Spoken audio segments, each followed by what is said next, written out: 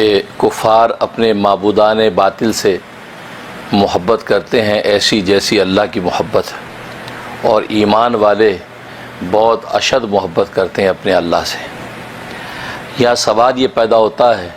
کہ کفار تو اللہ سے محبت کرتے ہی نہیں ہیں، اگر وہ اللہ سے محبت کرتے ہوتے تو کافر کیوں ہوتے؟ کیوں؟ اس لیے کہ محبت تو ایمان کی بنیاد ہے، جس درجے کی محبت ہوتی ہے اسی درجے کا ایمان ہوتا ہے۔ اگر اعلیٰ درجے کی محبت ہو تو اعلیٰ درجے کا ایمان، ادنا درجے کی محبت ہو ادنا درجے کا ایمان، تو محبت تو ایمان کی بنیاد ہے۔ تو لہٰذا ایمان محبت جس درجے کی ہوگی اس درجے کا وہ مومن ہوگا، اور کفار و مشرکین تو کسی بھی درجے کے مومن نہیں ہیں۔ تو ان کے بارے میں کیسے فرمایا کہ یحبونہم کحب اللہ، کہ وہ اپنے معبودان باطل سے ایسے محبت کرتے ہیں جیسی اللہ کی محبت۔ تو گویا کہ جیسے اللہ سے محبت کرتے ہیں کیا ویسی وہ ان سے محبت کرتے ہیں؟ حالانکہ اللہ سے تو محبت کرتے ہی نہیں ہیں۔ تو یہاں پھر اللہ تبارک و تعالی نے کیوں فرمایا کہ وہ اپنے معبودوں سے ایسی محبت کرتے ہیں جیسے اللہ کی محبت؟ تو جواب اس کا یہ ہے کہ اصل میں یہ جو کاف ہے کحب اللہ، کاف، یہ کاف مماثلت کے لیے نہیں ہے، یہ مشابہت کے لیے ہے۔ یہ حرف کاف یہ مماثلت میں نص نہیں ہے، یہ مشابہت میں نص ہے۔ یا تشبیہ اللہ تبارک و تعالی محبت کی دے رہے ہیں، یعنی ایمان والوں کی محبت جو اللہ سے ہے اور جو ان کی معبودان باطل سے محبت ہے، اس کو تشبیہ دے رہے ہیں کہ یہ مشرکین مکہ جو ہے یہ اپنے معبودان باطل سے ایسے محبت کرتے ہیں جیسے ایمان والے اپنے اللہ سے محبت کرتے ہیں۔ تو گویا کہ ان کی محبت اور ان کی محبت کو تشبیہ دی جا رہی ہے، اور تشبیہ دینے کے ضروری نہیں ہے کہ ایک ہی جگہ پر دونوں چیزیں واقع ہوں۔ لہذا یہاں پر جو یہ کہا کہ یحبونہم، کہ یہ کفار و مشرکین یہ محبت کرتے اپنے معبودوں سے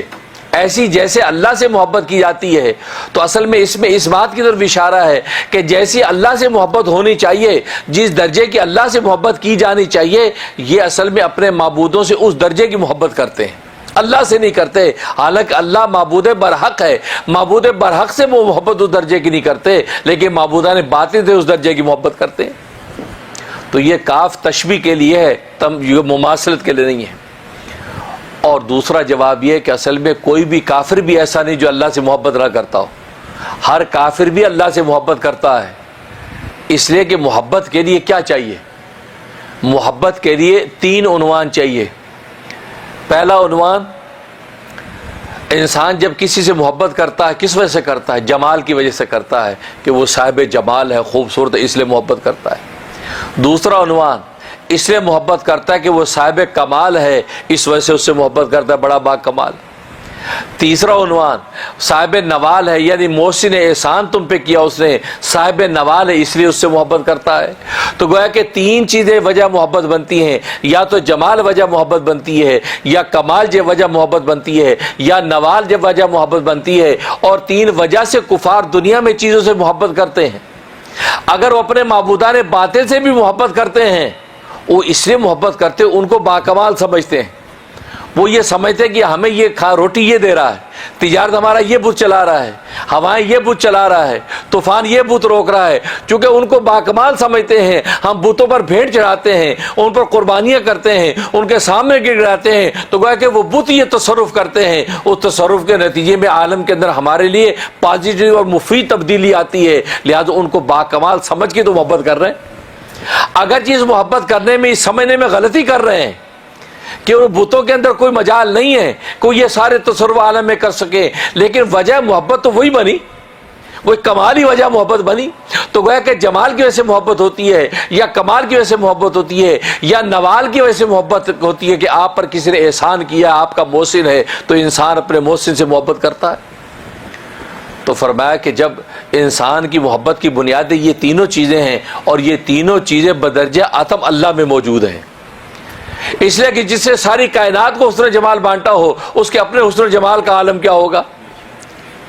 جس نے آبشاروں کو حسن بخشا ہو اس کے اپنے حسن کا عالم کیا ہوگا، جس نے آسمانوں کو بلندیاں دی ہو اس کی اپنی بلندی کا عالم کیا ہوگا، جس نے زمینوں کو وسعت بخشی ہو اس کی اپنی وسعت کا عالم کیا ہوگا، جس نے پہاڑوں کو ہیبت دی ہو اس کی اپنی ہیبت کا عالم کیا ہوگا، جس نے شیر کے پنجے میں طاقت رکھی ہو اس کی اپنی طاقت کا عالم کیا ہوگا۔ تو گویا کہ اللہ تبارک و تعالیٰ میں وہ ساری کائنات کے جمال جس نے پیدا کی ہیں، جسے حسن یوسف عطا کیا اس کے اپنے حسن کا عالم کیا ہوگا۔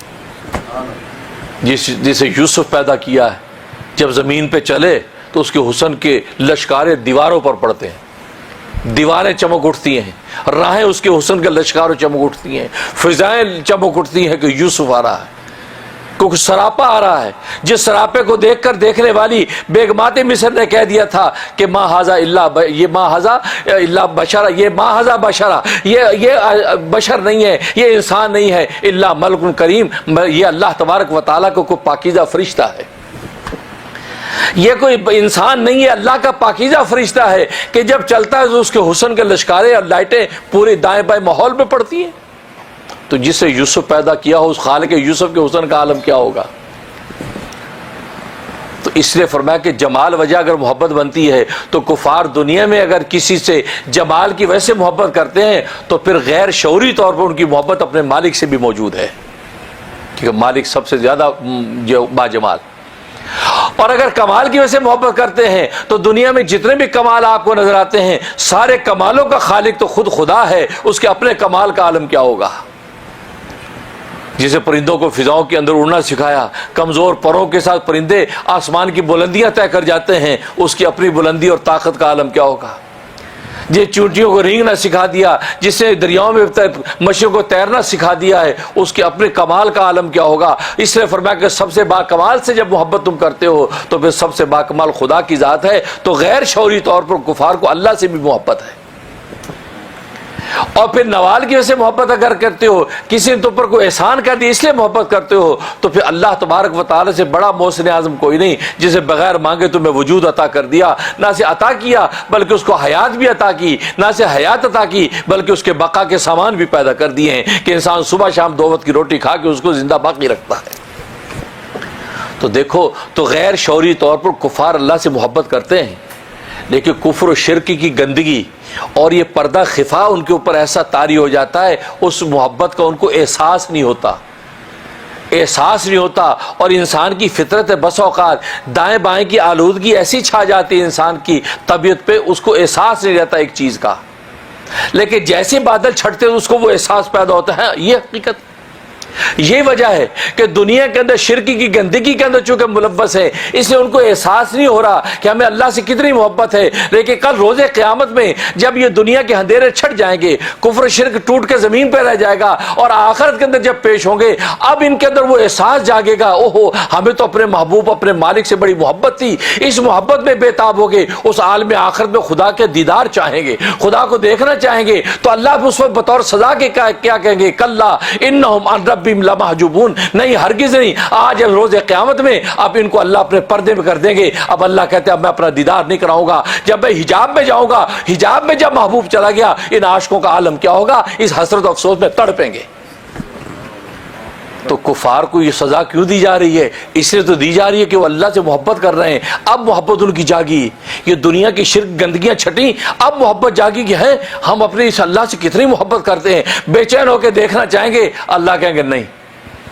دنیا میں تم نے مجھے مانا نہیں، دنیا میں تم نے میرے خلاف انداز اور نظائر قائم کر رکھے، معبودان باطل کھڑے کر رکھے، تم لات منات عزا کی پوجا کرتے رہے، اور اب میں اپنا دیدار کراؤں؟ نہیں، اللہ فرمائے کلا انہم عن ربہم لمحجوبون، ہرگز نہیں، ہرگز نہیں، اس کل روز قیامت میں اللہ تبارک و تعالی ان کو حجاب میں کر دیں گے، وہ اللہ کا دیدار نہیں کر سکیں گے، اور دیدار نہ کرنے کی جو ان کو تڑپ اور تکلیف ہوگی، حسرت ہوگی، فرمایا وہ حسرت خود ان کے لیے ایک عذاب بن جائے گی۔ تو دیکھو یہ حسرت کیوں بنی؟ کیونکہ وہ محبت کر رہے ہیں۔ تو معلوم ہوا کہ کحب اللہ جو فرمایا کہ واقعی ان کو بھی کسی درجے میں اللہ سے محبت ہے، لیکن جس درجے کی محبت اللہ سے محبت ظاہر کرنی چاہیے تھی، دنیا میں یہ بتوں کی محبت ظاہر کرتے ہیں، اس لیے اللہ شکایت کر رہے ہیں یحبونہم، کہ یہ اپنے معبودان باطل سے ایسی محبت کرتے ہیں کحب اللہ، جیسی اللہ سے محبت کرنی چاہیے تھی، جیسی اللہ سے محبت ہونی چاہیے تھی، اللہ سے محبت کرنے کے بجائے معبودان باطل سے وہ اظہار محبت ہو رہا ہے۔